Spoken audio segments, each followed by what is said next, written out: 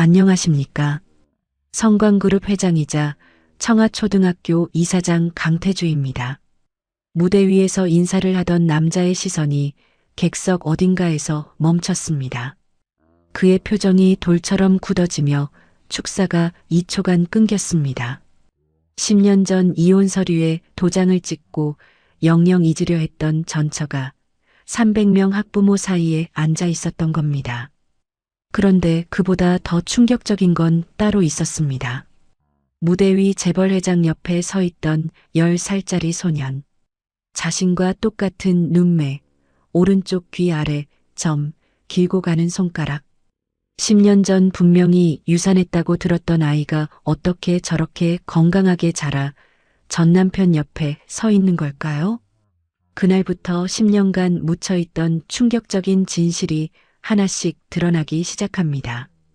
사연 시작하기 전에 구독 눌러주시면 새로운 사연을 매일 받아보실 수 있어요. 오늘의 사연 시작합니다. 서윤아는 운전대를 잡은 손에 힘을 주며 청하초등학교 정문을 통과했습니다. 오늘은 아들 한준이의 학부모 오리엔테이션 날이었죠. 회사 일정을 억지로 조정하고 운전기사 없이 직접 차를 몰고 온 것은 한준이의 첫 초등학교 생활을 그만큼 중요하게 여겼기 때문이었습니다. 주차장에 들어선 윤아는 주변을 둘러보다가 눈을 가늘게 떴습니다. 검은색 고급 세단들이 줄지어 서 있었습니다. 벤츠, BMW, 포르쉐. 윤아는 자신의 제네시스를 빈자리에 세우며 중얼거렸습니다. 명문 초등학교라더니 주차장부터 다르네. 강당에 들어서자 300명 가까운 학부모들이 이미 자리를 채우고 있었습니다. 윤아는 빈자리를 찾아 중간쯤에 앉았습니다. 무대 위에는 청하초등학교 신입생 학부모 환영식이라는 현수막이 걸려 있었고 사회자가 마이크를 잡고 입을 열었습니다. 지금부터 본교 이사장님의 축사가 있겠습니다. 무대 옆문이 열렸습니다. 양복을 입은 남자가 천천히 걸어 나왔습니다. 윤아의 심장이 멈추는 것 같았습니다. 그 남자는 10년 전 이혼 서류에 도장을 찍고 영영 잊으려 했던 전 남편 강태주였습니다.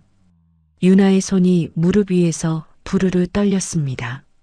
그런데 태주 옆에 한 소년이 서 있었습니다. 10살쯤 되어 보이는 그 아이는 아버지의 손을 꼭 잡고 있었는데 윤아는 그 아이의 얼굴을 보는 순간 숨이 막혔습니다.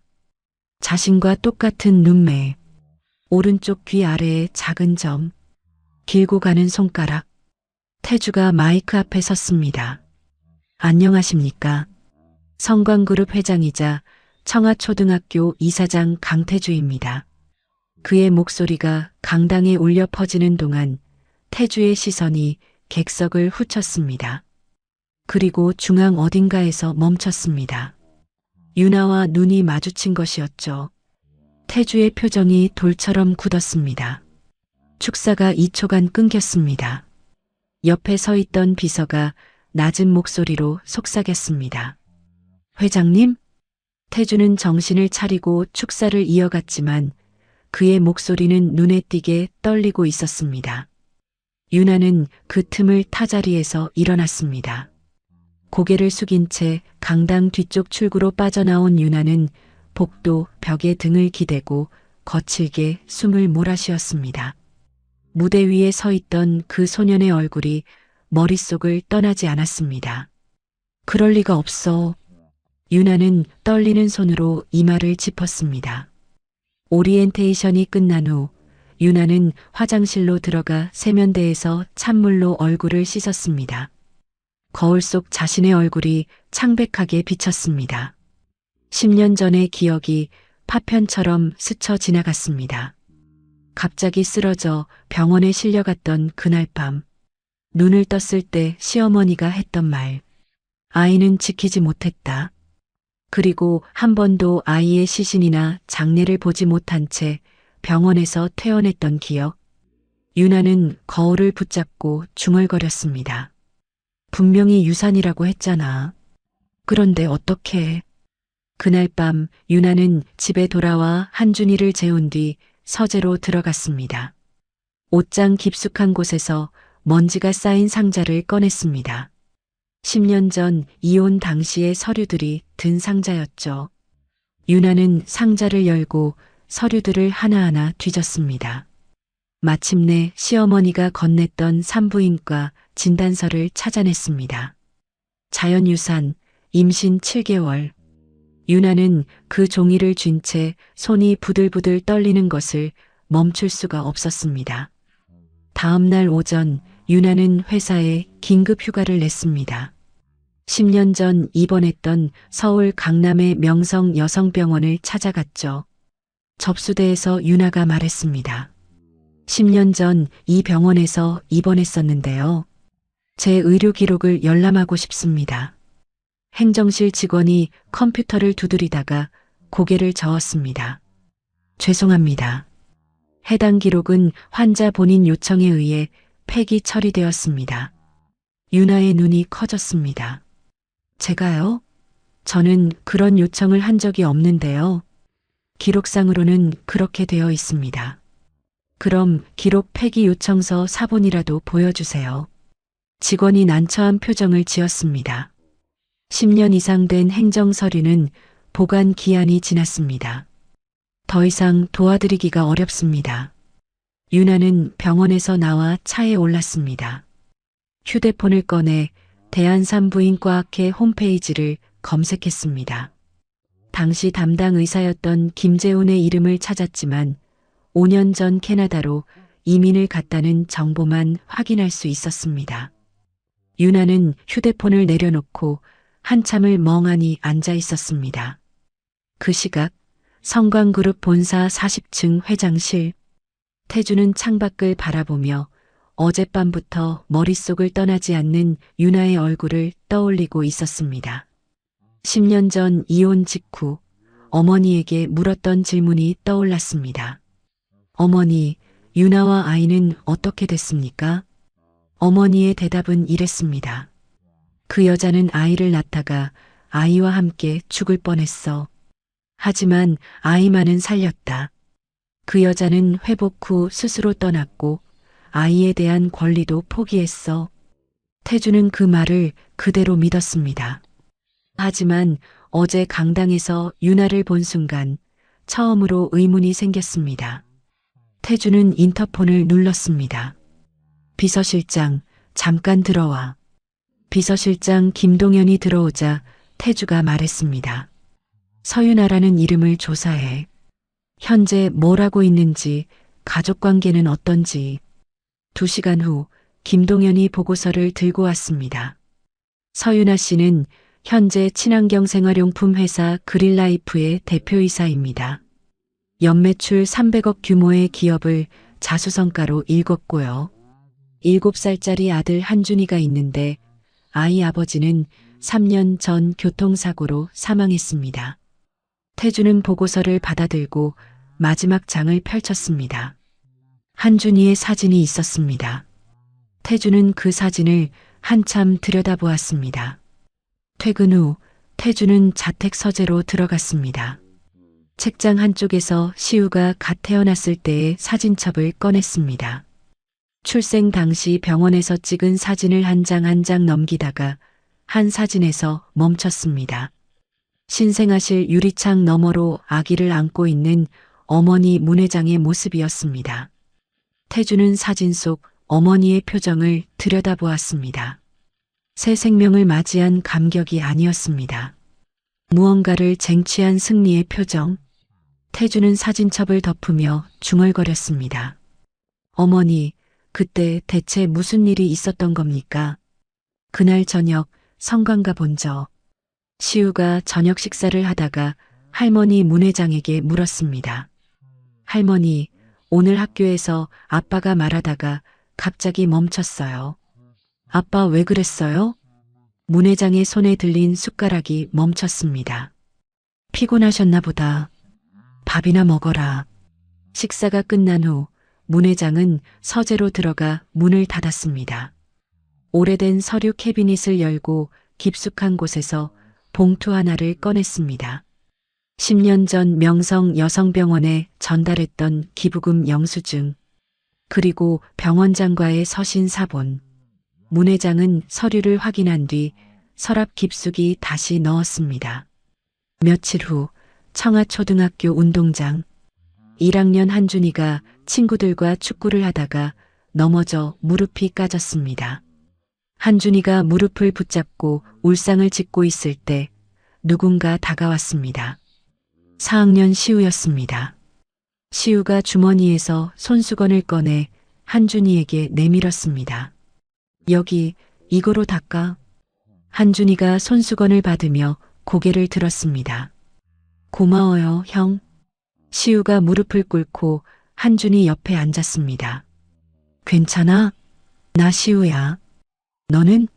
나 한준이에요.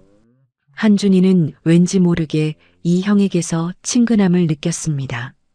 시우 형, 우리 친구예요. 시우가 웃었습니다. 그래, 친구하자. 그러다 시우의 표정이 어두워졌습니다. 우리 엄마는 나 낳고 돌아가셨어. 할머니가 그렇게 얘기해줬어. 한준이가 시우의 얼굴을 올려다보았습니다. 형, 많이 슬펐겠다. 시우가 억지로 웃으며 한준이의 머리를 쓰다듬었습니다. 괜찮아. 이제 동생 생겼으니까. 그날 저녁 시우는 할머니 문 회장과 함께 저녁을 먹으며 입을 열었습니다. 할머니, 오늘 한준이라는 애랑 친구가 됐어요. 문 회장이 국을 뜨던 손을 멈추고 시우를 바라보았습니다. 한준이? 몇 학년이니? 1학년이요. 되게 웃겨요. 걔 엄마 회사 이름이 그린라이프래요. 문 회장의 손에 들린 숟가락이 딸깍 소리를 내며 접시에 떨어졌습니다. 시우가 고개를 갸웃거렸습니다. 할머니, 왜 그래요? 문 회장이 억지로 미소를 지었습니다. 아니다. 오늘 피곤하구나. 먼저 들어가 쉬어라. 시우가 방으로 들어간 후 문 회장은 서재로 들어가 문을 닫았습니다.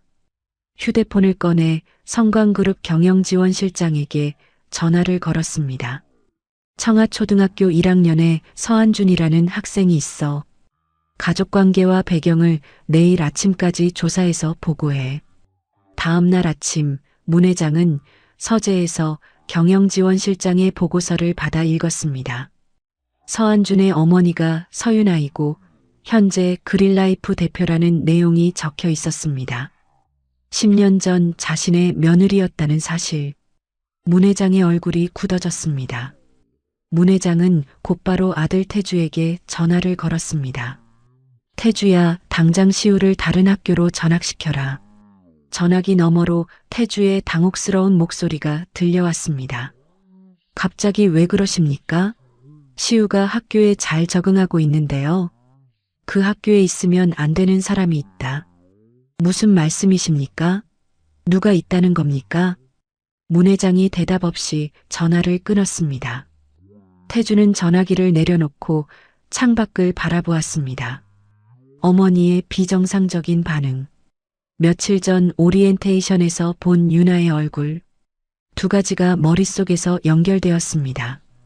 다음 날 아침 태주는 성관과 본절을 찾아갔습니다. 문 회장이 서재에서 차를 마시고 있었습니다. 태주가 문을 열고 들어서며 말했습니다.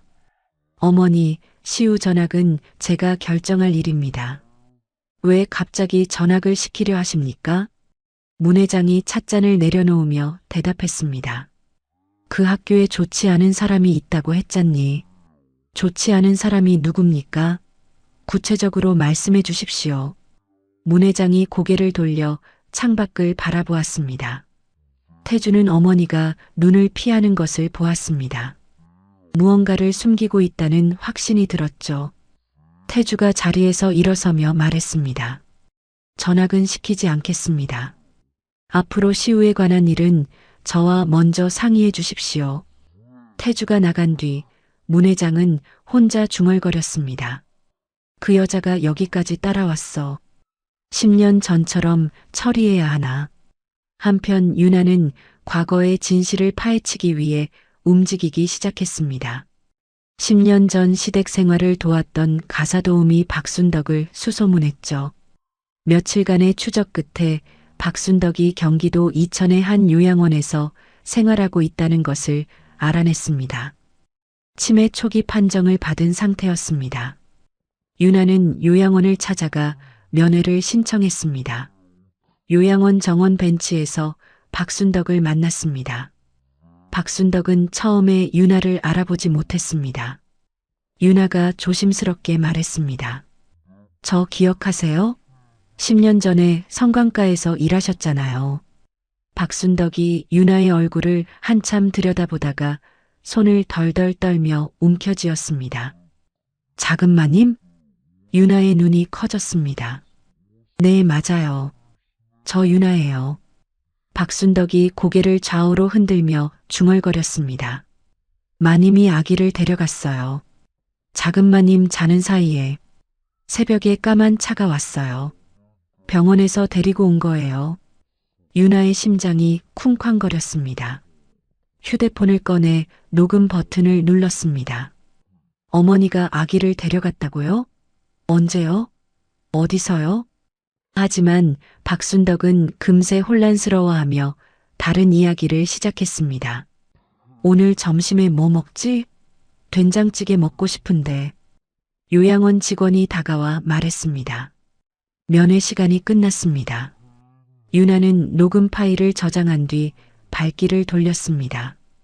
유나는 당시 성광가 사저에서 일했던 다른 직원들의 연락처를 수소문했습니다. 운전기사, 경호원. 하지만 대부분 연락이 두절되어 있었습니다. 한 전직 운전기사는 전화를 받자마자 말했습니다. 그 집 일은 묻지 마세요. 저도 가족이 있습니다. 그리고 전화를 끊어버렸습니다. 유나는 성광가의 영향력이 10년이 지난 지금도 사람들을 침묵하게 만든다는 것을 실감했습니다. 개인적인 조사의 한계를 느낀 유나는 사설 탐정을 고용하기로 결심했습니다. 강남의 한 사무실에서 탐정 이정호를 만났습니다. 유나가 서류 봉투를 테이블 위에 올려놓으며 말했습니다. 10년 전 명성 여성병원에서 제 출산 전후에 무슨 일이 있었는지 알아봐 주세요. 성광그룹 문영선 명예회장의 행적도요. 이정호가 서류를 훑어보며 고개를 끄덕였습니다. 쉽지 않은 일입니다. 상대가 대한민국 10대 재벌이니까요. 알고 있어요. 유나가 가방에서 현금 봉투를 꺼내 테이블 위에 놓았습니다. 착수금 3천만 원입니다. 더 필요하면 말씀하세요. 이정호가 봉투를 받아들며 말했습니다. 결과가 나오는 대로 연락드리겠습니다. 같은 시각 성광그룹 본사 전략기획실장 강현우가 자신의 사무실에서 측근 서정민의 보고를 받고 있었습니다. 서정민이 낮은 목소리로 말했습니다. 회장님이 요즘 이상합니다. 특정 여자에 대한 비밀 조사를 지시하셨고 업무 미팅 중에도 자주 멍하니 계십니다.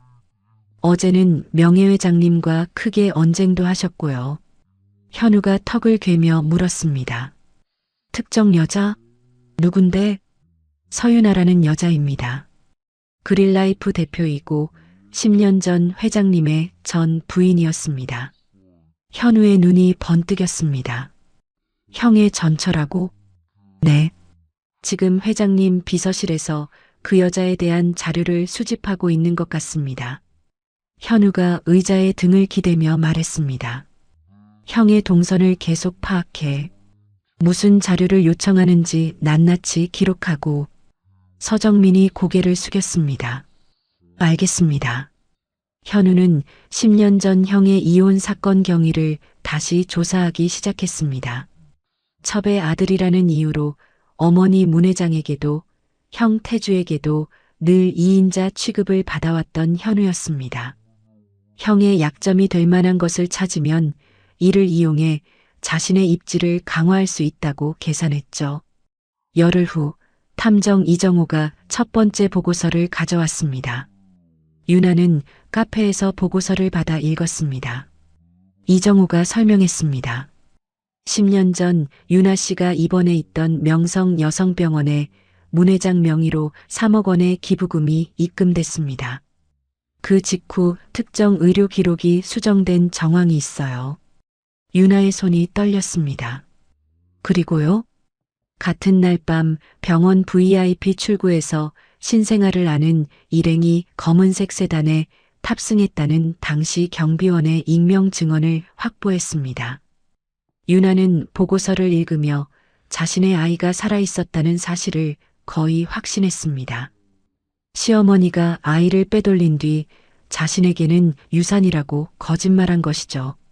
하지만 경비원이 익명을 고수의 법정 증거로 쓰기 어려웠습니다. 병원 기록도 폐기되어 결정적 증거가 부족했습니다. 윤아는 이를 악물었습니다. 청아초등학교에서 시우와 한준의 우정은 깊어져 갔습니다. 두 소녀는 매일 점심시간마다 운동장 한쪽 벤치에서 함께 도시락을 먹었죠. 어느 날 시우가 한준에게 말했습니다. 우리 할머니가 요즘 너랑 놀지 말래. 한준이가 고개를 갸웃거렸습니다. 왜요? 나도 몰라. 근데 나는 형이니까 동생 지켜줘야지. 시우가 웃으며 한준이의 머리를 쓰다듬었습니다. 그날 저녁 한준이가 집에 돌아와 저녁을 먹으며 엄마 윤아에게 말했습니다. 엄마, 시우 형이 진짜 좋아. 윤아가 반찬을 집어주며 물었습니다. 그래, 시우 형이 어떤 애인데? 되게 착해. 나 넘어졌을 때 손수건도 줬어. 근데 시우 형 엄마는 돌아가셨대. 윤아의 손이 멈췄습니다. 뭐라고? 시우 형이 태어날 때 돌아가셨대. 할머니가 그렇게 얘기해줬대. 윤아는 시우라는 이름을 듣는 순간 숟가락을 놓았습니다. 10년 전 뱃속의 아이에게 지어주려 했던 이름이 바로 시우였기 때문이었습니다. 윤아가 억지로 미소를 지으며 말했습니다. 그래, 시우 형이랑 잘 지내. 한준이를 재운 뒤 윤아는 서재로 들어갔습니다. 책상 서랍을 뒤져 10년 전 태아 이름을 고민하며 적어두었던 메모를 찾아냈습니다. 시우 마이너스 세상을 넉넉히 적시는 비. 윤아는 메모를 쥔 채 한참을 멍하니 앉아 있었습니다. 우연의 일치라고 하기엔 너무 잔인한 상황이었습니다. 다음 날 오후 윤아는 일부러 한준이의 학교 앞에 하교 시간보다 일찍 도착해 기다렸습니다. 교문이 열리고 아이들이 쏟아져 나왔습니다. 한준이가 시우 형과 함께 웃으며 교문을 나서는 것이 보였습니다. 윤아는 시우의 얼굴을 가까이서 확인했습니다. 웃는 눈, 오른쪽 귀 아래점, 길고 가는 손가락, 걸음걸이까지 자신을 빼닮았습니다. 한준이가 윤아를 발견하고 달려왔습니다. 엄마, 시우 형이야. 한준이가 시우의 손을 잡고 윤아 앞으로 끌어왔습니다. 그 순간 학교 앞에 검은색 리무진이 멈췄습니다. 차 문이 열리고 태주가 내렸습니다. 시우를 데리러 온 것이었죠. 태주와 윤아의 시선이 교문 앞 15m 거리에서 마주쳤습니다. 두 사람은 10년 전 헤어질 때 나누지 못했던 말들이 목구멍까지 차올랐습니다. 하지만 아이들 앞에서 어떤 말도 내뱉지 못했습니다. 시우가 태주에게 달려가며 말했습니다. 아빠, 얘가 내 친구 한준이야. 한준이 엄마도 왔어. 태주의 얼굴이 복잡하게 일그러졌습니다. 태주가 짧게 고개를 숙이며 말했습니다. 안녕하세요. 윤아도 고개를 숙였습니다. 안녕하세요. 태주는 시우를 데리고 차에 탔습니다.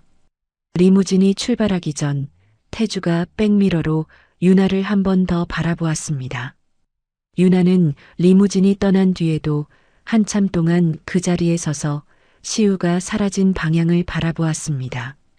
그날 밤 태주는 자택에서 시우가 잠든 것을 확인한 뒤 거실에 홀로 앉았습니다. 오늘 본 윤아의 얼굴과 시우의 얼굴을 번갈아 떠올렸습니다.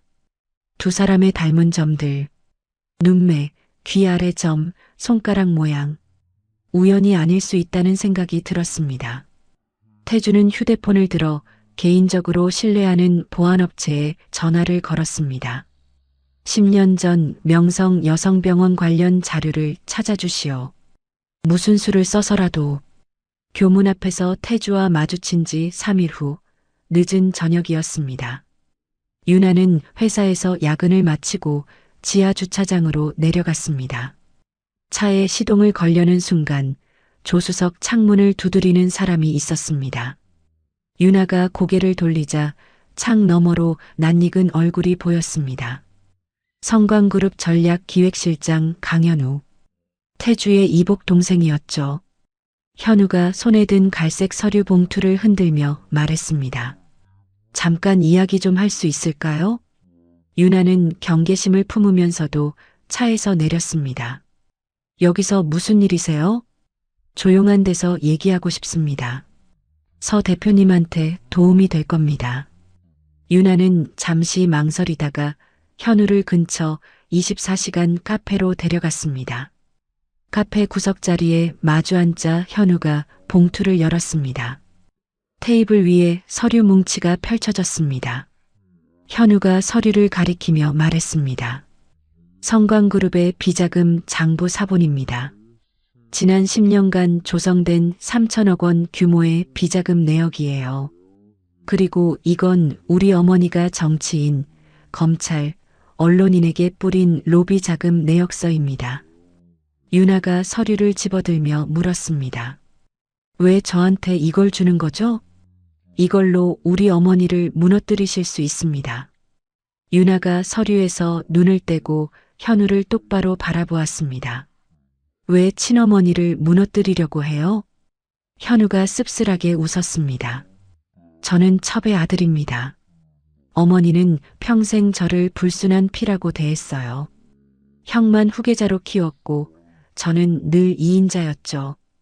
유나가 눈을 가늘게 떴습니다. 그래서요? 형이 흔들리면 제가 올라설 수 있습니다. 당신이 이 자료의 출처를 절대 밝히지 않는다면 서로 원하는 것을 얻을 수 있어요. 유나는 한참 동안 현우의 얼굴을 들여다보았습니다. 현우가 덧붙였습니다. 어머니가 10년 전에 당신한테 무슨 짓을 했는지 저도 압니다. 복수하고 싶지 않으세요? 유나가 서류를 다시 테이블 위에 내려놓았습니다. 생각해 볼게요. 유나는 자료만 받아들고 카페를 나섰습니다. 당장 수락도 거절도 하지 않았습니다. 집으로 돌아온 유나는 서재에서 비자금 장부를 분석하기 시작했습니다. 엑셀 파일 항목들을 하나하나 확인하다가 눈이 멈췄습니다. 강시우 특별 양육비 10년간 매달 2천만 원씩 지급 총 24억 원. 유나는 이것이 아이를 숨기고 키우는데 사용된 비용임을 직감했습니다. 다음 날 유나는 이 자료를 탐정 이정호에게 보냈습니다. 출처와 사실관계를 교차 검증해 주세요. 동시에 가사 전문 변호사를 찾기 시작했습니다. 법무법인 정의의 한민재 변호사, 가사소송 30년 경력의 전 대한변호사협회 가사법위원장 출신이었습니다. 유나는 한민재 변호사와 첫 상담 일정을 잡았습니다. 같은 시각 태주가 의뢰한 보안업체 조사관이 결정적 자료를 가져왔습니다. 조사관이 태주 앞에 USB를 내밀며 말했습니다. 10년 전 명성 여성병원이 3년 전에 폐업했습니다. 병원 서버가 중고 장비상에 팔렸는데 이걸 추적해서 하드디스크를 매입했습니다. 신생아실 CCTV 백업 파일을 복원하는데 성공했습니다. 태주가 USB를 받아들었습니다. 수고했소. 그날 밤 태주는 자택 서재에서 USB를 노트북에 꽂았습니다. 영상 파일을 재생했습니다. 화면에 새벽 3시 17분이라는 타임스탬프가 떴습니다. 그리고 어머니 문회장의 모습이 선명하게 보였습니다. 아기를 담요에 감싸 안고 VIP 전용 출구로 걸어나가는 어머니. 태주의 손이 떨려 마우스를 놓았습니다. 10년간 믿어왔던 어머니의 말이 완전한 거짓말이었음을 눈으로 확인한 것이었습니다. 유나가 아이를 포기하고 스스로 떠났다. 그 말을 태주는 10년 동안 한 번도 의심하지 않았습니다. 태주가 두 손으로 얼굴을 감싸며 중얼거렸습니다. 어머니, 어떻게 이럴 수가 있습니까? 다음 날 아침 태주는 성관과 본절을 찾아갔습니다. 문 회장이 서재에서 신문을 읽고 있었습니다. 태주가 문을 열고 들어서며 단도직입적으로 물었습니다. 어머니, 시우가 유나의 아이 맞습니까? 문 회장의 손에 들린 신문이 바스락거렸습니다. 무슨 소리니? 10년 전 유나는 유산한 게 아니라 아이를 빼앗긴 거 맞습니까? 문 회장이 신문을 테이블 위에 내려놓으며 태주를 올려다보았습니다. 무슨 헛소리냐? 피곤한 모양이구나. 태주가 노트북을 열어 영상을 재생했습니다. 새벽 3시 17분 아기를 안고 VIP 출구로 나가는 문 회장의 모습이 화면에 나타났습니다. 문 회장의 얼굴이 굳어졌습니다. 한참 동안 침묵이 흘렀습니다. 마침내 문 회장이 입을 열었습니다. 그 여자는 우리 집안에 어울리지 않았다. 태주가 노트북을 닫으며 물었습니다. 그게 무슨 말씀입니까? 하지만 우리 핏줄만은 지켜야 했다. 그래서 내가 아이를 데려왔고 제대로 키웠다. 시우가 지금 얼마나 잘 자랐는지 내 눈으로 보지 않았느냐. 태주의 목소리가 높아졌습니다. 10년간 저를 속이셨습니다. 시우에게는 엄마가 너를 낳고 죽었다고 거짓말하게 만드셨고요. 시우가 평생 엄마 없는 아이로 자란 상처를 생각은 하셨습니까? 문 회장이 자리에서 일어서며 말했습니다. 네가 지금 누리는 회장 자리, 이 집안의 모든 것이 나 덕분인데 그 은혜를 잊었느냐? 은혜요? 이게 은혜입니까? 태주가 이를 악물며 말했습니다. 저는 더 이상 어머니의 뜻대로 움직이지 않겠습니다. 시우에게 진실을 알릴 겁니다. 문 회장의 눈이 차갑게 빛났습니다. 네가 그 여자 편을 들면 시우도 회사도 모든 걸 잃게 될 거다. 내 선택을 후회하게 해주마. 태주는 대답 없이 본절을 나섰습니다. 며칠 후 유나는 법무법인 정의 사무실에서 한민재 변호사를 만났습니다. 그간 수집한 자료들을 테이블 위에 펼쳤습니다. 탐정 보고서, 박순덕 녹음, 현우에게 받은 비자금 장부. 한민재 변호사가 서류를 꼼꼼히 검토한 뒤 말했습니다. 우선 아이가 서 대표님의 친자임을 법적으로 확정해야 합니다. 그 다음에 양육권을 가져오는 겁니다. 2단계 전략이 필요해요. 유나가 고개를 끄덕이며 물었습니다. 승산이 있을까요? 현재 자료는 대부분 정황 증거입니다. 법정에서 싸우려면 직접 증거가 필요해요. 의료 기록, 원본이나 조작에 관여한 당사자의 진술 같은 것 말입니다. 한민재 변호사가 서류를 내려놓으며 덧붙였습니다. 상대는 대한민국 10대 재벌입니다. 최고의 법률팀을 동원할 겁니다. 생활이 완전히 뒤집어질 각오를 하셔야 합니다. 유나가 눈을 똑바로 마주치며 대답했습니다. 각오되어 있습니다. 상담을 마치고 집으로 돌아오는 길이었습니다. 유나의 휴대폰에 낯선 번호로 문자가 도착했습니다. 서유나 대표님, 10년 전 그날 밤을 기억합니다. 진실을 원하신다면 내일 오후 3시 청하초등학교 후문 카페 라운으로 와주세요. 박은숙. 유나는 박은숙이라는 이름을 검색했습니다. 청하초등학교 4학년 2반 담임교사라는 것만 확인할 수 있었습니다. 함정일 수도 있다는 불안감과 진실에 대한 갈망 사이에서 밤새 고민했습니다. 다음 날 오후 유나는 지정된 카페에 가기로 결심했습니다. 카페 라운에 들어서자 창가 자리에 중년 여성이 앉아 있었습니다. 유나가 다가가자 여자가 자리에서 일어섰습니다. 서유나 대표님이시죠? 저는 박은숙입니다. 윤아가 맞은편에 앉으며 물었습니다. 어떻게 저를 아세요? 10년 전 그날 밤이라니 무슨 말씀이신지. 박은숙이 낡은 서류 봉투를 테이블 위에 올려놓으며 말했습니다.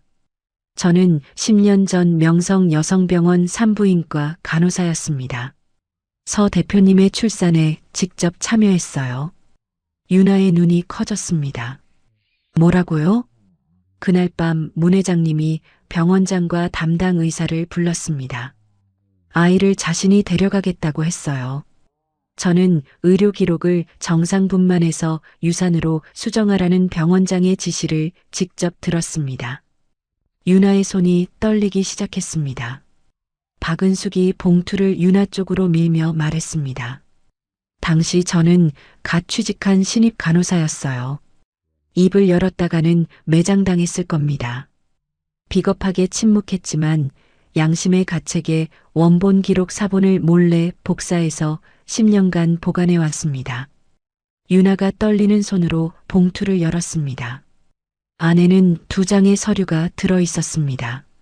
하나는 정상분만, 남아 3.2kg 출생, 산모 서윤아, 담당의 김재훈이라고 적힌 원본 기록. 다른 하나는 자연유산, 임신 7개월로 수정된 위조 기록. 두 문서의 차이가 명확하게 비교되었습니다. 윤아의 눈에서 눈물이 흘러내렸습니다. 박은숙이 조심스럽게 말을 이었습니다. 3년 전 청하초에 부임했을 때 4학년 명단에서 강시우라는 이름을 봤습니다. 그날 밤에 아기라는 걸 알았어요. 3년간 어떻게 해야 할지 몰랐는데 올해 한준이가 입학하고 두 아이가 친해지는 것을 보며 더 이상 침묵할 수 없었습니다. 윤아가 눈물을 닦으며 물었습니다. 이게 있으면 시우를 되찾을 수 있을까요? 박은숙이 윤아의 손을 잡으며 대답했습니다. 저는 법은 모릅니다. 하지만 10년간의 죗값을 치르겠습니다. 필요하다면 법정에서 증언하겠습니다. 아이에게 진짜 엄마를 찾아주는 것이 제가 할 수 있는 속죄입니다. 카페에서 박은숙과 헤어진 다음 날 윤아는 원본 의료 기록과 위조 기록을 들고 법무법인 정희를 찾아갔습니다. 한민재 변호사가 두 문서를 나란히 놓고 꼼꼼히 검토했습니다. 한참 후 한민재 변호사가 고개를 들었습니다. 이 정도면 승산이 있습니다. 윤아가 몸을 앞으로 기울이며 물었습니다. 정말요? 네. 우선 서 대표님이 강시우의 친엄마임을 법적으로 확정하는 소송을 제기합니다. 그 다음에 양육권을 가져오는 겁니다. 동시에 문영선 명예회장에 대한 고발도 가능합니다. 고발이요? 무슨 혐의로요? 한민재 변호사가 서류를 정리하며 설명했습니다. 갓 태어난 아기를 친엄마 몰래 데려간 건 범죄입니다. 거기에 의료 기록을 조작한 것도요. 여러 가지 혐의가 적용될 수 있어요. 윤아가 고개를 끄덕였습니다. 한민재 변호사가 전략을 설명하기 시작했습니다. 문 회장 측이 먼저 언론에 뭔가를 흘릴 수 있습니다. 우리가 거짓말을 퍼뜨린다고 공격할 수도 있어요. 그래서 기자회견은 신중하게 결정해야 합니다. 윤아가 단호하게 말했습니다. 한 가지만 약속해 주세요. 뭔가요? 시우의 이름과 얼굴은 절대 언론에 노출되지 않게 해주세요. 아이가 더 다치면 안 됩니다. 한민재 변호사가 고개를 끄덕였습니다. 당연하죠. 아이 보호가 최우선입니다. 윤아는 착수금과 함께 계약서에 서명했습니다. 그 무렵 태주는 어머니의 영향력에서 벗어나기 위한 작업에 착수하고 있었습니다. 성광그룹 이사회의 사회이사들을 비공개로 만났습니다. 태주가 이사들 앞에서 말했습니다. 명예회장님의 경영 간섭을 줄이고 이사회 독립성을 강화하려고 합니다. 오랜 세월 문 회장에게 억눌려왔던 이사 3명이 태주의 편에 서겠다는 의사를 밝혔습니다. 태주는 법무팀장도 따로 불렀습니다. 시우의 친엄마 관련 법적 분쟁이 발생할 수 있소. 그때 회사는 중립을 지키시오. 명예회장님 개인건으로 처리하고 회사 자원을 명예회장님 개인 소송에 사용하지 마시오. 법무팀장이 고개를 숙였습니다. 알겠습니다, 회장님. 태주는 어머니를 보호하지 않겠다는 의지를 내부적으로 명확히 했습니다. 한편 시우는 여전히 한준이와 친하게 지내고 있었습니다. 두 아이는 방과 후 학교 축구 클럽에서 함께 활동하게 되었죠. 어느 날 연습이 끝난 후 시우와 한준이가 벤치에 나란히 앉았습니다. 시우가 운동장을 바라보며 말했습니다. 우리 아빠는 바빠서 경기 보러 못 와. 할머니는 무서워서 안 왔으면 좋겠어. 한준이가 시우를 올려다보았습니다. 우리 엄마는 맨날 와. 형도 우리 엄마한테 오라고 할까? 시우가 쓸쓸하게 웃었습니다. 나도 엄마 있었으면 좋겠다. 유나는 소송 준비와 병행해 시우에게 직접 다가갈 방법을 고민했습니다. 학교에서 주최하는 학부모 교실 봉사 프로그램을 알게 되었죠. 유나는 자원봉사자로 신청해 시우의 반인 4학년 2반에 배정받았습니다. 봉사 당일 유나는 떨리는 마음으로 교실에 들어섰습니다. 미술 시간 보조를 맡아 아이들 사이를 돌아다녔습니다. 시우의 자리 옆에서 발걸음이 멈췄습니다. 시우가 고개를 들어 유나를 올려다보았습니다. 한준이 엄마세요? 유나가 억지로 미소를 지었습니다. 응, 맞아. 시우가 해맑게 웃었습니다. 한준이가 엄마 되게 좋은 분이라고 맨날 자랑해요. 유나는 시우의 맑은 눈을 바라보며 겨우 눈물을 참았습니다. 그래, 시우도 그림 잘 그리네. 그때 교실 문이 벌컥 열렸습니다. 문 회장이 경호원 2명과 함께 교실에 나타났습니다. 담임 박은숙과 유나, 그리고 아이들이 일제히 문 쪽을 바라보았습니다. 문 회장이 교실 안을 훑어보다가 유나를 발견했습니다. 문 회장의 얼굴이 일그러졌습니다. 경호원들에게 낮은 목소리로 말했습니다. 밖에서 기다려. 문 회장이 교실 안으로 들어왔습니다. 유나와 문 회장, 두 여자가 10년 만에 불과 3미터 거리에서 마주쳤습니다.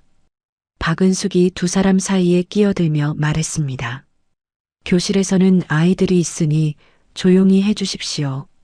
문 회장이 박은숙을 무시하고 시우의 자리로 다가갔습니다. 시우야, 할머니랑 먼저 가자. 시우가 고개를 저었습니다. 수업 안 끝났는데요. 그리고 오늘 한준이 엄마가 우리 반 도와주러 오셨어요. 시우가 할머니의 손을 뿌리쳤습니다. 문 회장의 표정이 당혹스럽게 변했습니다. 손자의 예상치 못한 저항이었죠. 문 회장이 유나를 스쳐 지나가며 낮은 목소리로 말했습니다. 네가 무슨 짓을 해도 시우는 내 손자다. 10년 전처럼 너는 또 질 거야. 준비 단단히 해라. 문 회장이 교실을 나섰습니다. 수업이 끝난 후 박은숙이 유나를 따로 불렀습니다. 방금 문 회장님 눈빛 보셨죠?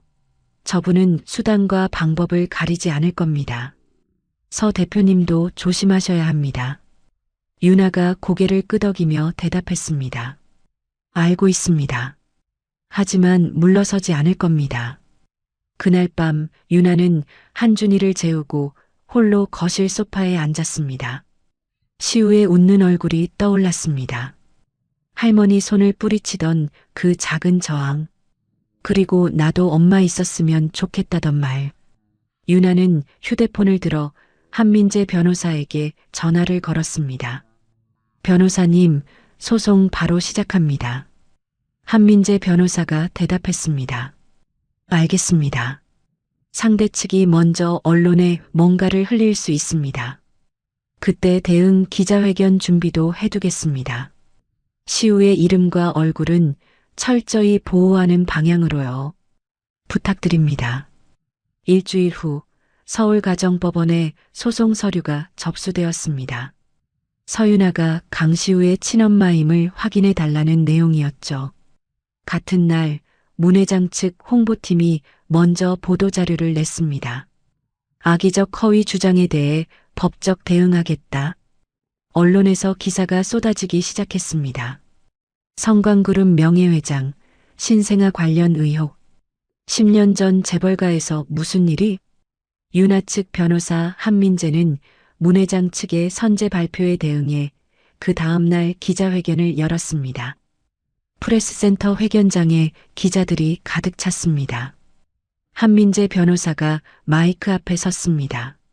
10년 전 대한민국 재벌가에서 갓 태어난 아기를 친엄마 몰래 데려가고 의료 기록을 조작한 일이 있었습니다. 피해자가 친엄마로서의 권리를 되찾기 위해 법적 조치에 나섰습니다. 단, 아이 보호를 위해 아이의 이름과 얼굴은 공개하지 않습니다. 기자들의 질문이 쏟아졌습니다. 서윤아 대표가 직접 입장을 밝혀주시죠. 문 회장 측과 합의 가능성은 있습니까? 윤아가 마이크 앞에 섰습니다. 10년 전 저는 아이가 죽은 줄 알았습니다. 그런데 제 아이는 살아 있었습니다. 저는 엄마로서 당연한 권리를 찾으려는 것뿐입니다. 포토라인에 선 윤아의 사진이 저녁 뉴스 헤드라인을 장식했습니다. SNS에서는 관련 글들이 실시간으로 올라왔습니다. 언론과 대중의 이목이 일시에 성광가로 쏠렸습니다.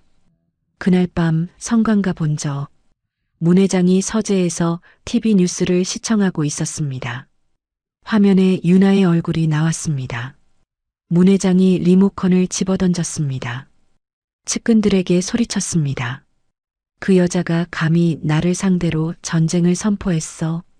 좋아, 10년 전에도 이겼고 이번에도 이길 거야. 법무팀과 홍보팀 총동원해. 같은 시각 태주는 자택에서 뉴스를 보고 있었습니다. 화면 속 윤아의 얼굴을 한참 바라보았습니다. 태주는 자리에서 일어나 시우의 방문을 열었습니다. 시우가 이불을 덮고 평화롭게 자고 있었습니다. 태주는 잠든 아이의 얼굴을 한참 내려다보다가 조용히 방문을 닫았습니다. 거실로 돌아온 태주가 휴대폰을 들었습니다. 윤아에게 문자를 보냈습니다. 만나서 이야기해야 할 것 같습니다. 시간 내주실 수 있습니까? 기자회견 다음 날 아침 주요 포털 사이트 실시간 검색어 1위의 성광그룹, 서윤아 대표, 문영선 명예회장이 나란히 올랐습니다. 성광그룹 주가는 장 시작과 동시에 8% 급락했습니다. 그룹 홍보팀은 사실무근이며 명예훼손으로 강력 대응하겠다는 2차 보도자료를 냈지만 여론의 흐름을 막지 못했습니다. 기자회견 이틀 후 저녁이었습니다. 태주의 문자에 윤아가 답장을 보냈습니다. 내일 저녁 7시 장소 알려주세요. 다음 날 두 사람은 서울 시내 한 호텔 라운지에서 10년 만에 처음으로 단둘이 마주 앉았습니다. 태주가 먼저 입을 열었습니다. 저도 최근에야 진실을 알았습니다. 10년 전 어머니께 속았습니다. 태주가 가방에서 사진 한 장을 꺼내 테이블 위에 내려놓았습니다. CCTV 영상 캡처 사진이었습니다. 새벽 3시 17분 아기를 안고 병원 VIP 출구로 나가는 문 회장의 모습이 선명하게 찍혀 있었습니다. 윤아가 사진을 집어들고 한참을 들여다보았습니다. 당신도 피해자라는 거죠? 태주가 고개를 끄덕였습니다. 윤아가 사진을 테이블 위에 내려놓으며 말했습니다. 그런데 왜 10년간 한 번도 저를 찾지 않았어요? 왜 어머니 말만 믿고 아이 엄마가 스스로 떠났다고 생각한 거예요? 태주가 고개를 숙였습니다. 변명하지 않겠습니다. 저의 무능함과 비겁함이었습니다. 윤아가 차갑게 물었습니다. 그럼 앞으로 어떻게 할 거예요? 어머니 편에 설 거예요? 아니면 시우의 진짜 가족을 위해 협력할 거예요? 태주가 눈을 똑바로 마주치며 대답했습니다. 어머니를 법적으로 보호하지 않겠습니다. 법정에서 필요하다면 제가 알고 있는 모든 것을 증언하겠습니다. 유나는 한참 동안 태주의 얼굴을 들여다보았습니다. 10년 전과는 다른 눈빛이었습니다. 유나가 고개를 끄덕였습니다. 믿어볼게요. 가정법원은 사건의 사회적 관심도를 고려해 빠르게 재판을 진행하기로 결정했습니다. 양측에 14일 이내 모든 증거 자료를 제출하라고 명령했습니다. 유나 측은 박은숙의 증언서, 의료기록 원본과 위조본, CCTV 영상 캡처, 탐정 보고서, 비자금 장부의 강시우 양육비 항목을 제출했습니다. 문 회장 측 변호인단은 박은숙의 증언에 대해 반박했습니다. 퇴사한 지 10년이 지난 사람이 보관한 문서를 어떻게 신뢰할 수 있습니까? 거짓 증언일 가능성이 있습니다. 법원이 국립과학수사연구원에 문서 감정을 의뢰했습니다. 감정 결과가 나왔습니다. 두 문서 모두 동일 시기에 작성된 것으로 추정되며 위조본에는 원본 위에 덧쓴 흔적이 발견됨. 유나 측에 유리한 흐름이 형성되었습니다. 첫 번째 재판 날이 되었습니다. 태주가 가정법원에 직접 출석했습니다. 판사와 양측 변호인 앞에서 태주가 증언했습니다. 저는 10년 전 어머니에게 속았습니다. 시우의 친엄마가 서윤아라는 사실을 최근에야 알게 되었습니다. CCTV 영상을 직접 확인했고 어머니도 저에게 사실을 인정하셨습니다. 법정 안에 술렁임이 일었습니다. 태주의 증언은 문 회장의 행동을 인정하는 것이나 다름없었습니다. 문 회장은 본저에서 이 소식을 전해 들었습니다. 손에 들고 있던 찻잔을 바닥에 집어던졌습니다. 저 애가 미쳤어. 자기 어미를 팔아먹다니. 곁에 있던 측근들 중 누구도 감히 말을 보태지 못했습니다. 한편 시우는 학교와 할머니 집을 오가며 생활하고 있었습니다. 어느 날 저녁 거실에서 TV를 보다가 뉴스 화면에서 익숙한 단어들이 들려왔습니다. 성광그룹, 명예회장, 신생아. 시우가 화면을 멍하니 바라보았습니다. 다음 날 학교에서였습니다. 같은 반 친구가 시우에게 다가와 말했습니다. 야, 너희 할머니가 애기 훔쳤대. 뉴스에 나왔어. 시우의 얼굴이 굳어졌습니다. 뭐라고? 진짜야. 우리 엄마가 그러는데 너희 할머니 감옥 갈 수도 있대. 시우는 그 자리에 얼어붙었습니다. 그날 밤부터 시우는 악몽을 꾸기 시작했습니다. 담임 박은숙은 시우가 수업 시간에 멍하니 있거나 점심을 거르는 것을 발견했습니다. 박은숙이 유나에게 전화를 걸었습니다. 시우가 요즘 많이 힘들어하는 것 같습니다. 밥도 잘 안 먹고 수업 시간에도 딴 생각을 해요. 유나가 한숨을 내쉬었습니다. 제가 어떻게 해야 할까요? 일단 아이를 직접 만나보시는 게 좋을 것 같습니다. 변호사님과 상의해 보세요. 유나는 한민재 변호사와 상의해 법원에 신청서를 냈습니다. 아이와 만날 수 있게 해달라는 내용이었죠. 법원은 아동심리 전문가가 함께하는 조건으로 첫 공식 면담을 2주 후에 진행하기로 허가했습니다. 유나는 면담을 앞두고 아동심리 상담사의 조언을 받았습니다. 시우에게 줄 선물도 준비했습니다. 직접 손으로 쓴 편지와 10년간 간직해온 태아 사진이었습니다. 면담 당일이 되었습니다.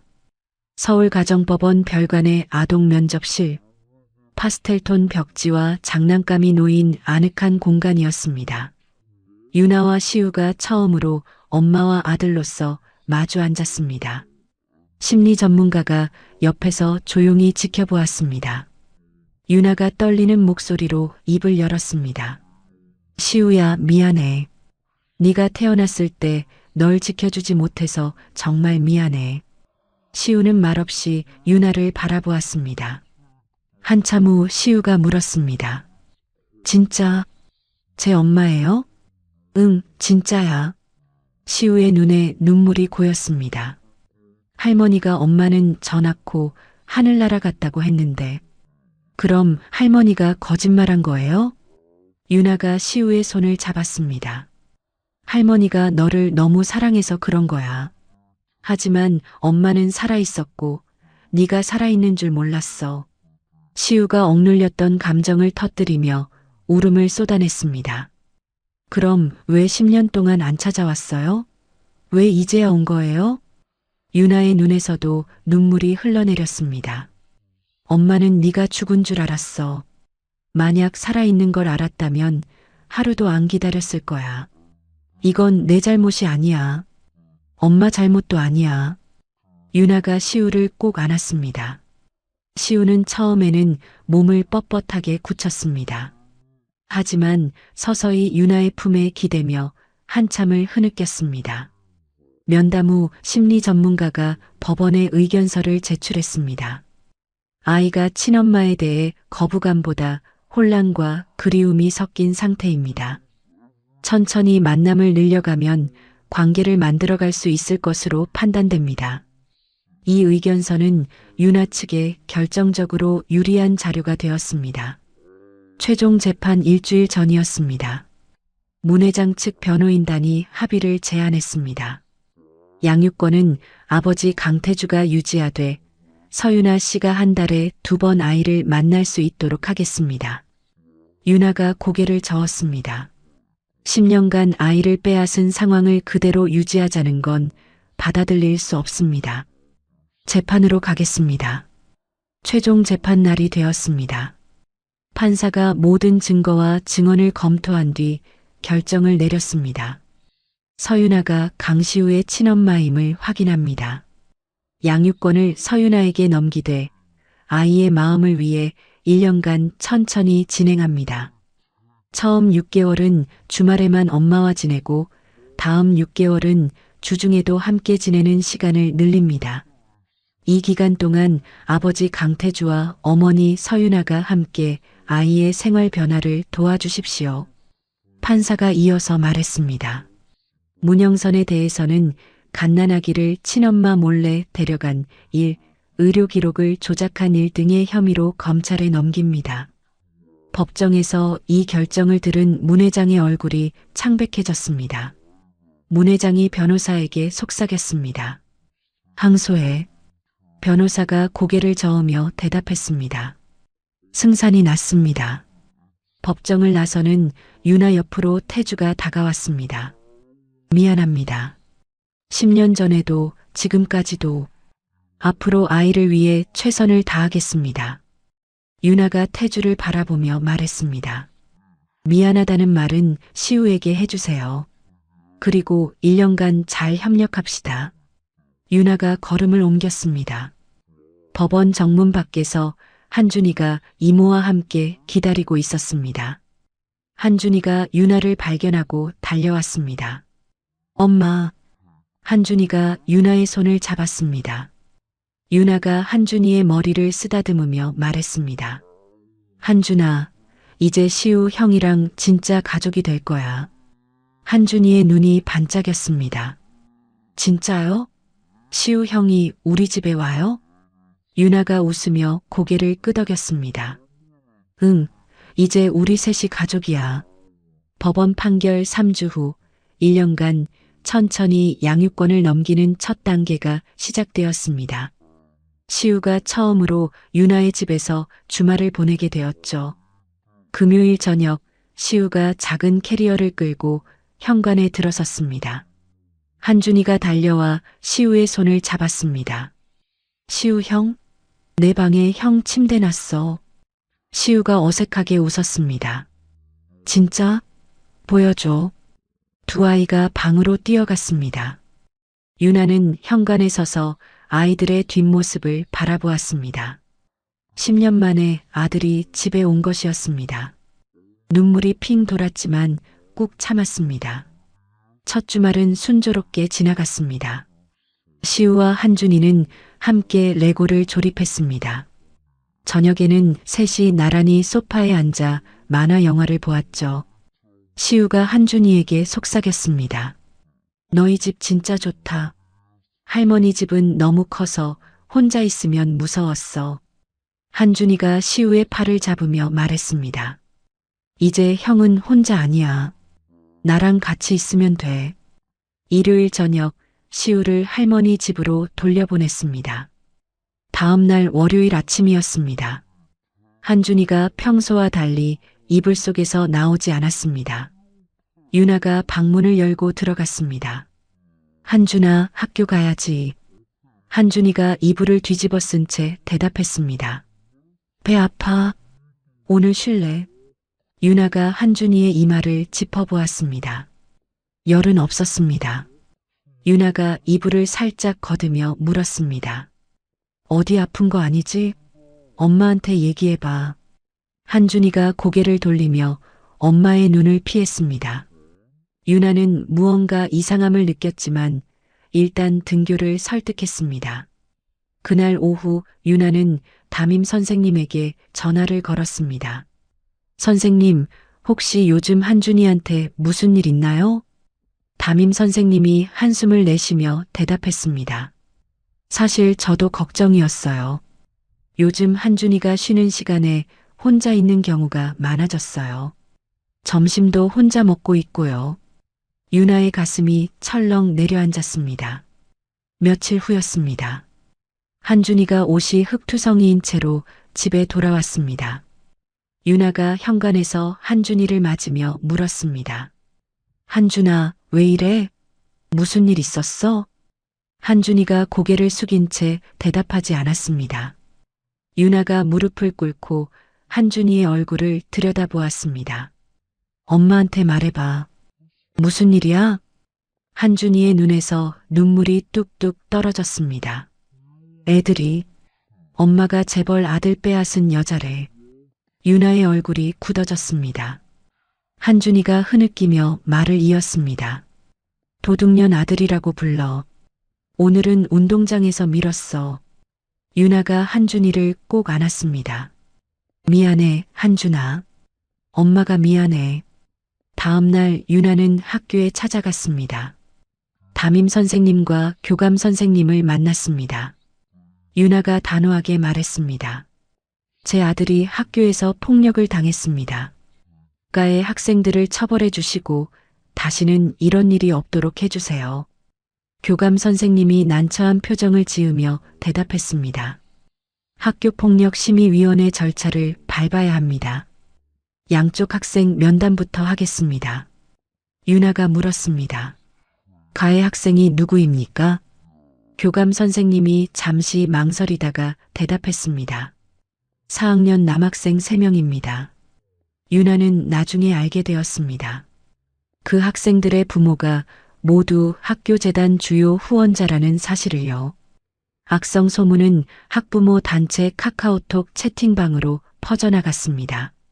서유나가 10년 전에도 시어머니한테 행패 부려서 쫓겨났대. 재벌 돈 노리고 애까지 빼앗았대. 소문의 중심에는 학부모회장 정수빈이 있었습니다. 정수빈은 SNS에 글을 올렸습니다. 사기꾼 같은 사람이 아이를 가르칠 자격이 있나? 유나를 직접 언급한 공개 비난이었습니다. 소문은 유나의 회사로까지 번졌습니다. 그릴라이프 불매운동 글이 SNS에 올라오기 시작했습니다. 홍보팀장이 유나에게 보고했습니다. 대표님, 지난 일주일간 온라인 주문 취소율이 40% 급증했습니다. 몇몇 대형마트에서 물건을 줄이겠다고 연락이 왔습니다. 유나는 자신의 싸움이 아무 관련 없는 아들과 직원들에게까지 피해를 주고 있다는 사실에 깊은 자괴감을 느꼈습니다. 한준이의 상태는 날로 나빠졌습니다. 밤마다 악몽을 꾸며 학교 가기 싫어라고 울었습니다. 밥을 절반도 먹지 못했습니다. 어느 월요일 아침이었습니다. 한준이가 학교에 가려고 신발을 신다가 갑자기 숨을 몰아쉬기 시작했습니다. 엄마, 숨이 안 쉬어져. 한준이가 현관 앞에서 쓰러졌습니다. 유나가 한준이를 안아들며 소리쳤습니다. 한준아, 한준아. 유나는 급히 119에 전화를 걸었습니다. 한준이가 응급실로 실려갔습니다. 의사가 검사 결과를 설명했습니다. 몸에는 이상이 없습니다. 심리적 스트레스로 인한 공황 발작으로 보입니다. 이어서 소아정신건강 전문의 상담을 받았습니다. 전문의가 유나에게 말했습니다. 아이가 상당한 정신적 압박을 받고 있습니다. 당분간 학교에 보내지 마시고 일주일에 2번 상담 치료를 받아야 합니다. 유나는 한준이가 입원한 병실에서 밤새 아이의 손을 잡고 있었습니다. 눈물이 멈추지 않았습니다. 내가 시우를 찾겠다고 해서 네가 이렇게 된 거야? 엄마가 잘못했어. 한준이가 잠결에 엄마의 손을 꼭 잡으며 중얼거렸습니다. 엄마, 잘못 아니야. 같은 시각 태주는 자신의 보안팀 차장으로부터 보고를 받고 있었습니다. 학교 내 악성 소문과 불매운동 배우를 추적했습니다. 최초로 소문을 퍼뜨린 SNS 계정이 강현우 전무님 측근 서정민 과장의 가족 이름으로 되어 있었습니다. 태주의 얼굴이 굳어졌습니다. 현우가 배우라는 거요? 네. 학부모회장 정수빈과 서정민 과장이 여러 차례 연락한 기록도 확인했습니다. 태주가 이를 악물었습니다. 이복 동생이 자신을 몰아내기 위해 유나와 한준이를 표적으로 삼은 것이었습니다. 태주가 지시했습니다. 현우와 서정민의 모든 통화 기록, 동거래 내역, 정수빈과의 접촉 증거를 확보하시오. 법적으로 쓸 수 있는 수준으로. 태주는 비서실장에게도 전화를 걸었습니다. 한준이가 입원한 병원을 알아오시오. 다음 날 저녁 태주는 시우를 데리고 병원을 찾아왔습니다. 병실 앞 유리창 너머로 링거를 맞고 누워있는 한준이가 보였습니다. 시우가 창백한 한준이의 얼굴을 보며 물었습니다. 한준이 왜 저래? 나 때문이야? 내가 한준이랑 친구 안 했으면 아니랬어? 태주가 무릎을 꿇고 시우와 눈높이를 맞췄습니다. 아니다. 이건 내 잘못이 절대 아니야. 나쁜 어른들이 한 짓이야. 아빠가 반드시 그 사람들을 찾아서 벌받게 할 거야. 시우가 아버지의 손을 꼭 잡으며 고개를 끄덕였습니다. 태주는 시우를 간호사에게 잠시 맡기고 병실 안으로 들어갔습니다. 유나가 병상 옆 의자에 지친 채 앉아 있었습니다. 태주가 조심스럽게 말했습니다. 이 일의 배우를 알아냈습니다. 제 동생 현우입니다. 제가 반드시 책임지고 해결하겠습니다. 유나가 충혈된 눈으로 태주를 올려다보았습니다. 당신 동생이 왜 우리 아이를 공격하는 거예요? 저를 회장 자리에서 끌어내리기 위해 제 주변을 흔드는 겁니다. 어머니가 무너진 틈을 노린 거죠. 유나가 씁쓸하게 말했습니다. 10년 전에도 당신은 어머니 앞에서 아무것도 못했어요. 이번에도 그럴 거예요? 태주가 유나의 눈을 똑바로 바라보았습니다. 이번에는 다릅니다. 유나는 태주의 눈에서 10년 전과는 다른 단호함을 읽었습니다. 한참을 바라보다가 작게 대답했습니다. 믿어볼게요.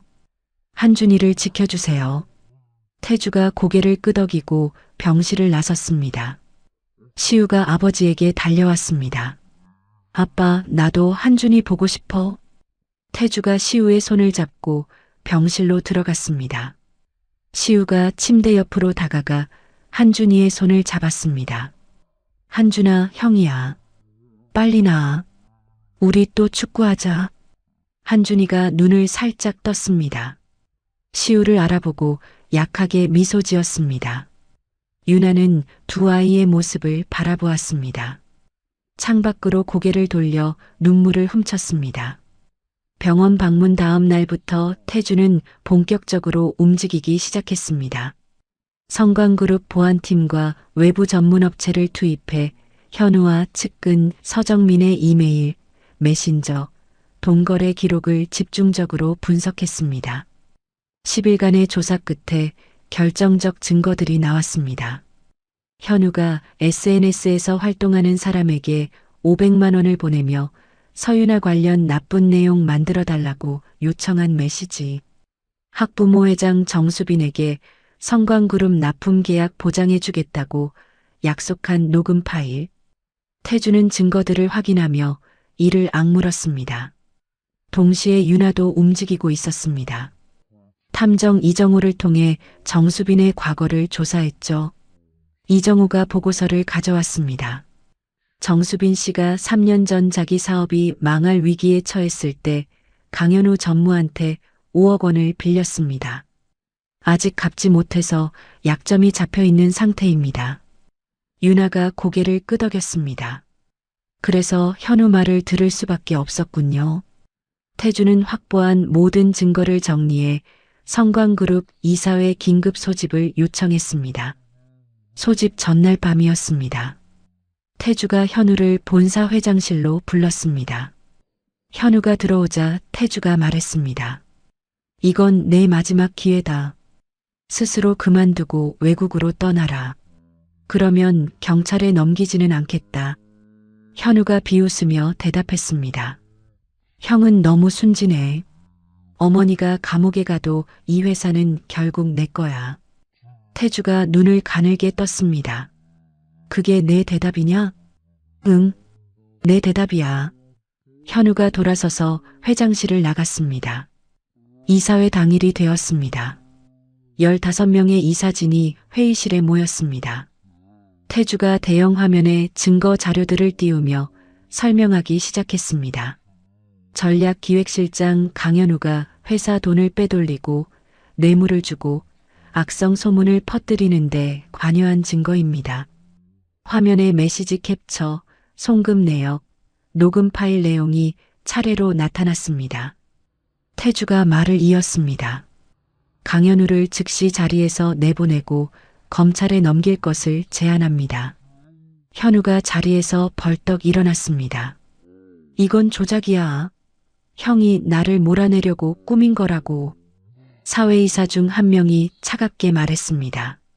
자료의 출처와 진짜인지는 전문업체가 확인했습니다. 더 이상의 변명은 회사에 해가 됩니다. 투표가 진행되었습니다. 결과는 12대 3. 현우의 자리 박탈이 통과되었습니다. 보안 요원들이 회의실로 들어왔습니다. 현우가 끌려나가면서 태주에게 악을 썼습니다. 형, 이게 끝이 아니야. 어머니가 감옥에 간 것도 이 집안이 이 꼴 난 것도 다 형 탓이야. 두고 봐. 회의실 문이 닫히고 현우의 목소리가 복도로 사라졌습니다. 이사회 결과는 곧바로 뉴스에 나왔습니다. 성광그룹 형제의 싸움 결말. 강현우 전무 여러 혐의로 해임. 현우가 서윤아 대표와 그 아들에 대한 악성 소문이 배우였다는 사실도 알려졌습니다. 며칠 전까지 윤아를 욕하던 사람들의 반응이 급격히 바뀌었습니다. 윤아는 확보한 정수빈 관련 자료를 들고 그녀를 직접 만났습니다. 카페에서 마주 앉아 윤아가 서류를 테이블 위에 놓았습니다.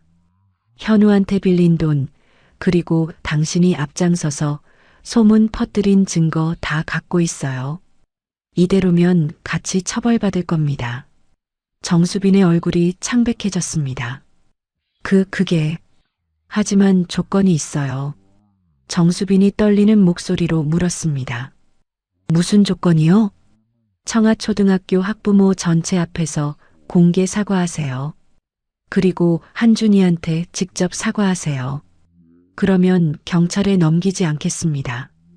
정수빈은 현우에게 더 이상 기댈 수 없다는 것을 알았습니다. 결국 고개를 숙였습니다. 알겠습니다. 그렇게 하겠습니다. 같은 주 청아초등학교에서 학교폭력심의위원회가 열렸습니다. 한준이를 괴롭힌 학생 3명에 대한 심의였죠. 결과가 나왔습니다. 가의 학생들에게 5일간 등교 금지와 특별교육 참여 처분이 내려졌습니다. 학부모들에게도 특별교육 참여가 의무화되었습니다. 일주일 후 청아초등학교 강당에서 임시 학부모 총회가 열렸습니다. 300명 가까운 학부모와 선생님들이 모였습니다. 정수빈이 무대 위로 올라가 마이크를 잡았습니다. 손이 떨리고 있었습니다. 제가 확인되지 않은 거짓 정보를 퍼뜨려 한 아이와 그 가족에게 씻을 수 없는 상처를 주었습니다. 정수빈이 깊이 고개를 숙였습니다. 진심으로 사과드립니다. 강당의 술렁임이 일었습니다. 이전까지 유나를 수군거리던 학부모들 중 일부가 민망한 표정으로 자리에서 일어났습니다. 유나에게 다가와 말했습니다. 몰라서 그랬습니다. 미안합니다. 유나가 고개를 끄덕이며 대답했습니다. 아이들이 더 다치지 않았으면 합니다. 총회가 끝난 후 정수빈은 유나의 안내로 병원에 있는 한준이를 찾아갔습니다. 병실 문을 열고 들어서자 한준이가 이불을 뒤집어 썼습니다. 정수빈이 침대 옆에 서서 말했습니다. 한준아, 아줌마가 잘못했어. 정말 미안해. 한준이는 이불 속에서 아무 반응이 없었습니다. 정수빈이 한참을 서 있다가 고개를 숙이고 병실을 나갔습니다. 정수빈이 나간 후 한준이가 이불에서 고개를 내밀었습니다. 유나에게 물었습니다. 엄마, 그 아줌마 진짜 미안한 거야? 애들도 더 안 때려? 유나가 한준이의 머리를 쓰다듬으며 대답했습니다. 응, 이제 안 그럴 거야. 한준이가 작게 웃었습니다. 며칠 후 한준이가 퇴원하고 집으로 돌아오는 날이었습니다. 현관문이 열리자 시우가 서 있었습니다. 손에 직접 만든 카드를 들고 있었죠. 카드에는 두 소년이 축구하는 그림이 그려져 있었습니다. 삐뚤빼뚤한 글씨로 한준아 빨리 나, 우리 또 같이 축구하자라고 적혀 있었습니다. 한준이가 카드를 받아들며 웃었습니다. 고마워, 시우 형. 두 아이가 거실 소파에 나란히 앉았습니다. 좋아하는 만화 영화를 함께 보기 시작했죠. 시우가 한준이에게 말했습니다. 우리 진짜 형제니까 이제부터 형이 많이 지켜줄게. 한준이가 시우의 어깨에 기대며 대답했습니다. 형, 나도 형 지켜줄게. 유나는 부엌에서 두 아이가 좋아하는 간식을 준비하고 있었습니다. 치즈 떡볶이와 딸기. 거실에서 아이들의 웃음소리가 들려왔습니다. 유나는 손을 멈추고 창밖을 바라보았습니다. 지난 몇 주간의 지옥 같은 시간이 지나갔습니다. 깊은 숨을 내쉬었습니다. 저녁 무렵 초인종이 울렸습니다. 유나가 문을 열자 태주가 서 있었습니다. 손에 와인 한 병을 들고 있었죠. 태주가 말했습니다. 모든 수습이 끝났습니다. 현우는 검찰에 넘겨졌고 회사 안에서도 정리가 됐습니다. 앞으로 아이들한테 해가 될 일은 없을 겁니다. 유나가 태주를 거실로 들였습니다. 고마워요. 이번에는 진심으로. 당신이 아니었으면 한준이가 어떻게 됐을지. 태주가 대답했습니다. 늦었지만 제가 해야 할 일이었습니다. 처음으로 두 사람 사이에 편안한 침묵이 흘렀습니다. 태주가 떠난 후 유나는 한준이의 담당 의사에게 전화를 걸었습니다. 선생님, 한준이 상담 치료 일정 확인하려고요. 의사가 대답했습니다. 회복 중입니다. 일주일에 2번 상담을 3개월간 계속하면 학교에 다시 다닐 수 있을 것 같습니다. 감사합니다. 끝까지 함께하겠습니다. 그날 밤 유나는 두 아이를 양쪽에 눕히고 함께 잠자리에 들었습니다. 한준이가 물었습니다. 엄마, 이제 우리 셋이 진짜 가족이야? 시우도 수줍게 말했습니다. 나도. 엄마랑 한준이랑 계속 같이 있고 싶어. 유나가 두 아이를 번갈아 안으며 속삭였습니다. 그래, 우리 이제 가족이야. 앞으로 쭉. 1년 후 봄, 벚꽃이 만개한 4월의 어느 날이었습니다. 서울가정법원에서 1년간의 양육권 이전이 완료되었음을 확인하는 최종 결정문이 발송되었습니다. 같은 날 오후 유나는 구청에서 시우의 주민등록을 자신의 가족관계 등록부로 옮기는 서류 절차를 마쳤습니다. 구청 앞 벤치에 앉아 서류를 들여다보았습니다. 10년 만에 자신의 가족관계 증명서에 강시우라는 이름이 올라가 있었습니다. 유나는 한참을 말없이 그 종이를 바라보다가 눈물을 흘렸습니다. 문 회장은 재판에서 징역 4년을 선고받아 교도소에 수감 중이었습니다. 갓 태어난 아기를 친엄마 몰래 데려간 일, 의료 기록을 조작한 일 등 여러 혐의가 인정되었죠. 첫 면회일에 태주가 교도소를 찾아갔습니다. 면회실 유리창 너머로 문 회장이 앉아 있었습니다. 교도소 옷을 입은 어머니의 모습이 낯설었습니다. 문 회장이 먼저 입을 열었습니다. 네가 결국 그 여자 편을 들었구나. 내가 평생 일군 것을 내 손으로 무너뜨렸어. 태주가 표정 변화 없이 대답했습니다. 어머니 편도 그 여자 편도 아닙니다. 저는 제 아들 편이었을 뿐입니다. 시우가 진실을 알 권리가 있었습니다. 문 회장이 유리창을 손으로 짚으며 말했습니다. 시우는 내 손자야. 내가 10년을 키웠어. 그건 변하지 않습니다. 하지만 시우에게는 엄마도 필요했습니다. 면회 시간 종료를 알리는 안내 방송이 울렸습니다. 태주가 자리에서 일어섰습니다. 뒤도 돌아보지 않고 면회실을 나섰습니다. 여름이 되었습니다. 태주는 성광그룹 정기 이사회에서 회장직 사임을 공식 발표했습니다. 저는 앞으로 경영 자문 역할만 하겠습니다. 아이들과 더 많은 시간을 보내고 싶습니다. 후임 회장으로는 외부에서 영입한 전문 경영인 박정호 부회장이 선임되었습니다. 태주는 회장직에서 물러난 후 서울 외곽 분당에 3층짜리 집을 마련했습니다. 시우가 유나의 집에서 지내지 않는 격주 주말에는 이 집에서 아버지와 시간을 보냈죠. 두 사람은 함께 자전거를 타거나 근처로 캠핑을 갔습니다. 평범한 아버지와 아들의 관계를 처음으로 경험하는 것이었습니다.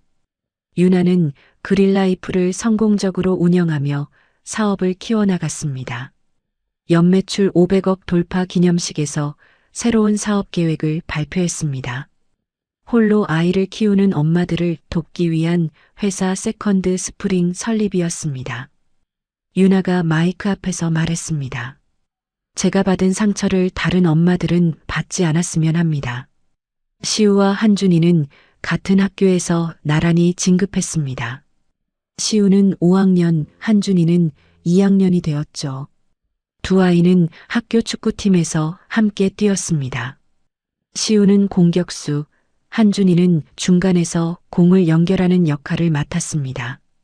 교내 축구대회 결승전이 열렸습니다. 후반전 마지막 5분, 1대1 동점 상황이었습니다. 한준이가 상대 선수 사이를 뚫고 공을 몰았습니다. 앞에서 달리는 시우에게 정확하게 패스했습니다. 시우가 공을 받아 골대를 향해 힘껏 찼습니다. 공이 골망을 흔들었습니다. 경기장에 환호성이 터졌습니다. 시우와 한준이가 달려가 서로를 껴안았습니다. 우승 트로피를 함께 들어올렸습니다. 경기 후 학교 홈페이지 인터뷰가 있었습니다. 기자가 시우에게 물었습니다. 가장 응원해주는 사람이 누구야? 시우가 환하게 웃으며 대답했습니다. 우리 엄마요. 그리고 동생 한준이요. 우리 엄마는 세상에서 제일 강한 사람이에요. 이 영상이 학부모들 사이에서 화제가 되었습니다. 가을, 어느 토요일 오후였습니다. 태주가 시우와 한준이를 데리고 놀이공원에 갔습니다. 롤러코스터를 3번이나 연속으로 탔습니다. 놀이기구에서 내린 시우와 한준이가 달려와 태주에게 안겼습니다. 아빠 최고. 한준이도 어느새 태주를 아빠라고 부르게 되었습니다. 태주는 두 아이를 번갈아 안아주며 웃었습니다.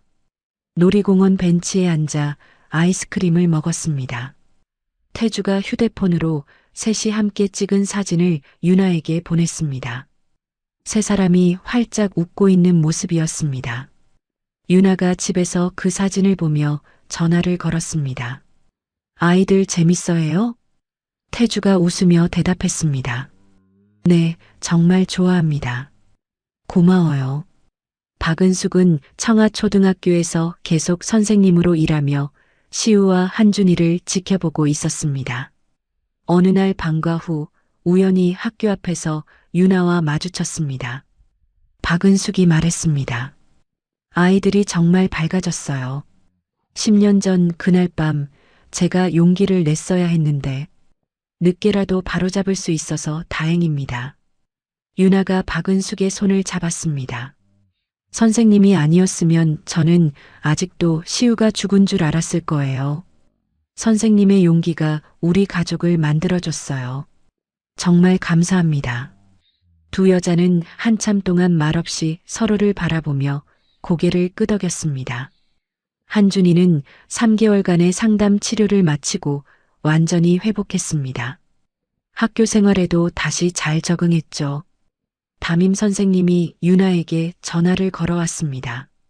한준이가 요즘 친구들과 잘 어울리고 수업 시간에도 적극적으로 발표합니다. 유나가 대답했습니다. 감사합니다. 많은 분들 덕분입니다. 추석 연휴가 되었습니다. 유나의 집 거실에 시우, 한준이, 그리고 태주까지 모두 모였습니다. 함께 송편을 빚기로 했죠. 한준이가 찹쌀가루를 얼굴에 묻혔습니다. 시우가 빚은 송편 모양이 삐뚤어졌습니다. 형, 그거 송편이야, 괴물이야? 야, 내 거나 잘해. 두 아이가 깔깔거리며 웃었습니다. 태주가 어색하게 반죽을 치대다가 유나에게 물었습니다. 이게 맞습니까? 유나가 태주의 손을 보며 웃었습니다. 전혀요. 네 사람의 웃음소리가 거실에 가득 찼습니다. 저녁 식사 후 아이들이 거실에서 보드게임을 했습니다. 태주와 유나는 베란다에 나란히 서서 서울의 야경을 바라보았습니다. 태주가 조용히 물었습니다. 우리 이상한 가족이죠? 유나가 고개를 끄덕이며 대답했습니다. 완벽하진 않아도 아이들이 행복하면 그걸로 됐어요. 처음으로 두 사람 사이에 말없는 믿음과 협력의 유대가 느껴졌습니다. 잠자리에 들기 전 시우가 유나에게 조심스럽게 물었습니다. 엄마, 내년 추석에는 할머니도 만나러 갈 수 있어요? 유나는 잠시 복잡한 표정을 지었습니다. 한참을 생각하다가 대답했습니다. 시우야, 할머니가 잘못한 건 잘못한 거야. 하지만 네가 할머니를 보고 싶다면 언젠가 함께 가볼게. 내 마음이 제일 중요해. 시우가 유나를 꼭 안았습니다. 엄마 고마워요. 사랑해요. 유나가 시우의 등을 쓰다듬으며 속삭였습니다. 엄마도 사랑해, 시우야. 10년 늦었지만 앞으로 평생 사랑할게. 그날 밤 아이들이 잠든 후였습니다. 유나는 혼자 베란다에 나와 서울의 야경을 바라보았습니다. 10년 전의 기억이 떠올랐습니다. 아이를 잃었다고 믿었던 절망, 빈손으로 시작한 사업, 매일 밤 꿈에서 만났던 아기의 얼굴, 그리고 다시 찾기까지의 여정. 모든 것이 천천히 스쳐 지나갔습니다. 유나는 깊은 숨을 내쉬었습니다. 스스로에게 말하듯 중얼거렸습니다. 이제 시작이야. 방 안에서 두 아이가 평화롭게 숨을 쉬는 소리가 희미하게 들려왔습니다. 베란다 너머 서울의 불빛들이 반짝이고 있었습니다. 유나의 얼굴에 잔잔한 미소가 떠올랐습니다. 10년이라는 시간 동안 서유나는 죽은 줄로만 알았던 아이를 가슴에 묻고 살았습니다. 매일 밤 꿈에서 아기의 얼굴을 보고 아침마다 빈 가슴을 안고 일어났죠. 그런데 그 아이는 살아 있었습니다. 할머니의 거짓말 속에서 엄마는 자기를 낳다가 하늘나라에 갔다고 믿으며 자라고 있었습니다. 세상에서 가장 잔인한 거짓말이었습니다. 하지만 유나는 무너지지 않았습니다. 홀로 회사를 일으켜 세웠고 둘째 아들 한준이를 씩씩하게 키워냈고 마침내 진실을 마주할 용기를 냈습니다. 대한민국 10대 재벌을 상대로 싸운다는 것이 얼마나 무모한 일인지 알면서도 물러서지 않았죠. 엄마의 힘은 그런 것 같습니다. 아이를 위해서라면 세상 그 무엇도 두렵지 않은 것. 10년을 기다렸으니 10년을 더 싸울 수 있다는 것. 그리고 결국 유나는 아이를 되찾았습니다. 완벽하지 않아도 괜찮은 서로를 지켜주는 가족을 만들었습니다. 시우와 한준이가 나란히 잠든 모습을 바라보며 유나가 중얼거린 말이 오래도록 마음에 남습니다. 이제 시작이야. 네, 끝이 아니라 시작입니다. 상처는 하루아침에 낫지 않지만 사랑하는 사람들과 함께라면 천천히 나아갈 수 있으니까요. 오늘 이야기가 여러분의 마음에 작은 위로가 되었으면 좋겠습니다. 이야기를 끝까지 들어주신 분이 계시다면 잘 들었다고 댓글 하나만 남겨주세요. 감사합니다.